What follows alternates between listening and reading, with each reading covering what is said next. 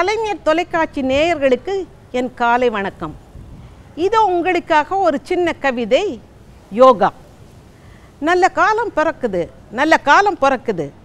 காணாமல் போன குடுகுடுப்பைக்காரன் கனவில் வந்தான்.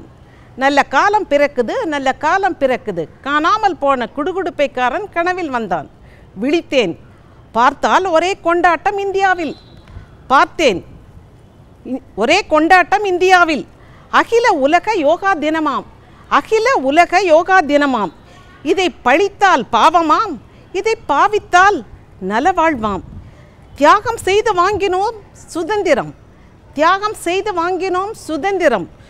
யோகம் செய்து வாங்குவோமா உடல் நலம். இது என்ன புது மந்திரம்? 4 இந்தியருள் ஒரு இந்தியன் நாளெல்லாம் பொழுதெல்லாம் பட்டினி கிடக்கிறானாம். 4 இந்தியருள் ஒரு இந்தியன் நாளெல்லாம் பொழுதெல்லாம் பட்டினி கிடக்கிறானாம். இதை நான் சொல்லல, ஐநா சபை அழுத்தி சொல்லுது இந்த இந்திய பட்டினியை. ஐநா சபை அழுத்தி சொல்லுது இந்த இந்திய பட்டினியை. உடற்பயிற்சி நல்லதுதான், கொழுத்த உடம்புக்கு உடற்பயிற்சி நல்லதுதான். பசித்த உடலுக்கு வருமா பயிற்சி? யோசிக்க வேண்டாமா? யாசிக்கிறானே இந்தியன். பிராணாயாமம், சிரசாசனம், புஜங்காசனம், இது என்ன புது சாசனம்? இதெல்லாம் சமஸ்கிருத வார்த்தைகள். இதில் எங்கே இருக்கிறது சமத்துவம்? இது மன வள கலையாம், இது பண வள கலைங்க. உலகிலேயே சிறந்த வளம் மனித வளம். இதில் உலகிலேயே சிறந்த வளம் மனித வளம். 2ஆம் இடம் இந்தியாவுக்கு.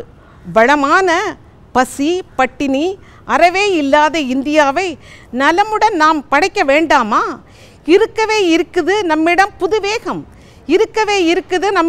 வேகம். எதற்கு இந்த ரிக்வேதம்? பயிற்சி செய்ய வேண்டியது அரசு அல்ல, முயற்சி செய்ய வேண்டியது அரசு வறுமையை ஒழிக்க. இந்தியாவில் பசி பட்டினியால் மாண்டவர்களுக்கு அஞ்சலி செலுத்தவே